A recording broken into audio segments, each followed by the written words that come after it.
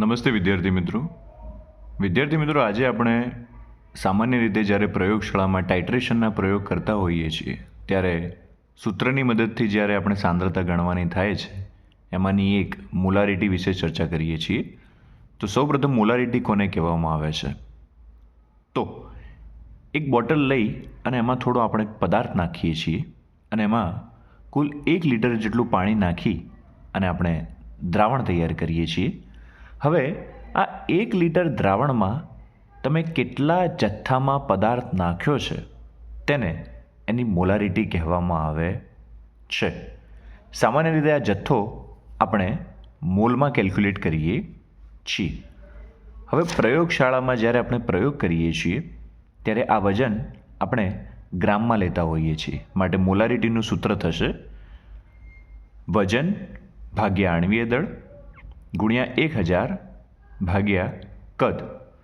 સામાન્ય રીતે આ વજન ભાગ્યા આણ્વીય દળ છે એને તમે મોલના જથ્થામાં પણ લઈ શકો છો. તો મોલારિટી બરાબર એનું બીજું સૂત્ર થશે પદાર્થના મોલ વજન ભાગ્યા આણ્વીય દળ બરાબર આખું સૂત્ર થશે પદાર્થના મોલ ગુણ્યા 1000 છેદમાં કદ. એકમ કદ દીઠ ઓગળેલા પદાર્થના જથ્થાને એની મોલારિટી કહેવામાં આવે છે. તો એનું સાંકેતિક સૂત્ર થશે M = W × 1000 by molecular wet એનું આણ્વીય દળ ગુણ્યા V એનું વોલ્યુમ કદ. હવે એના ઉદાહરણ દ્વારા સમજીએ.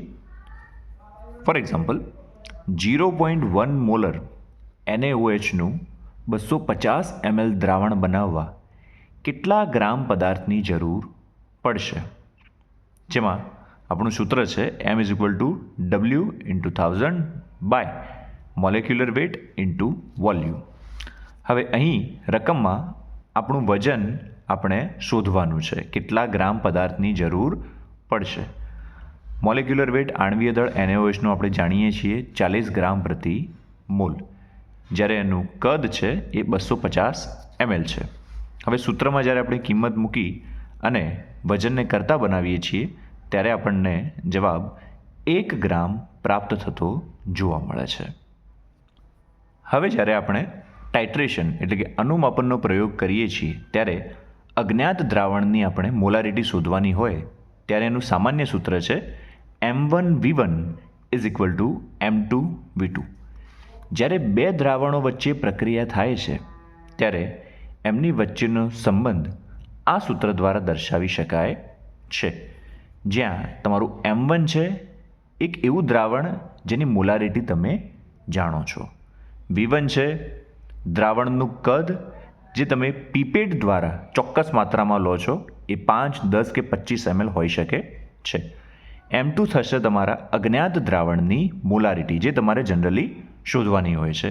અને V2 તમારું અજ્ઞાત દ્રાવણનું કદ જે તમને તમારા 3 વખતના ક્રમિક બ્યુરેટ રીડિંગની સરેરાશ દ્વારા પ્રાપ્ત થાય છે.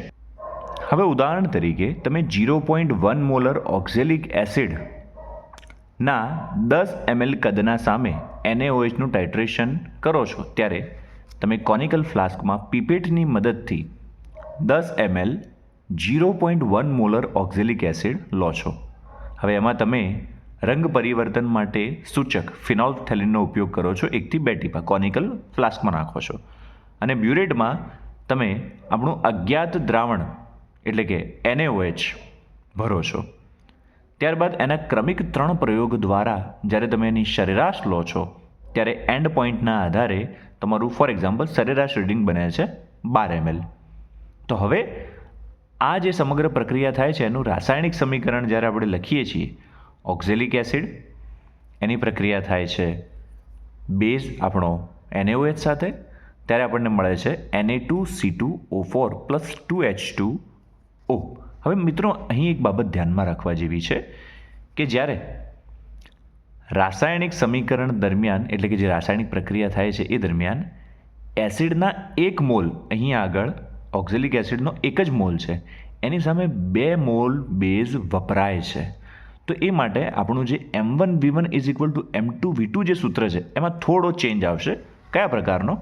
તો M1V1/N1 તમારું જે જાણીતું દ્રાવણ છે એના મોલની સંખ્યા ઇઝ ઇક્વલ ટુ M2V2/N2. તમારો જે અજાણ્યો ઘટક છે એના મોલની સંખ્યા, એટલે કે અહીં છેદમાં આવશે ઓક્ઝેલિક એસિડના મોલ, જ્યારે અહીં છેદમાં આવશે NaOHના મોલ. જ્યારે આ પ્રકારની રાસાયણિક પ્રક્રિયા થતી હોય કે તમારો જે પ્રક્રિયક છે એમાં પ્રથમ પ્રક્રિયક જે છે એનો 1 મોલ હોય, સામે બીજા પ્રક્રિયકના 2 મોલ વપરાતા હોય, આ પ્રકારનો જ્યારે ડિફરન્સ ઉત્પન્ન થાય એ સમયે તમારે આ સૂત્ર યુઝ કરવાનું રહેશે.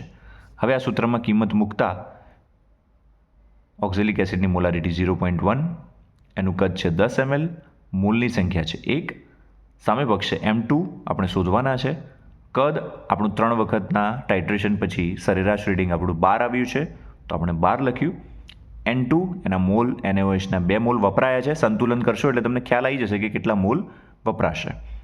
અને ત્યારબાદ જ્યારે આપણે સૂત્રમાં કિંમત મૂકીએ છીએ ત્યારે આપણને આપણા અજાણ્યા દ્રાવણની મોલારિટી M2 0.166 મોલર પ્રાપ્ત થાય છે. તો આશા રાખું છું કે હવે પછી તમને પ્રયોગશાળામાં ટાઇટ્રેશનના પ્રયોગમાં મોલારિટી કઈ રીતે શોધવી એનો સરળતાથી ખ્યાલ આવશે. આપનો ખૂબ ખૂબ આભાર. ધન્યવાદ.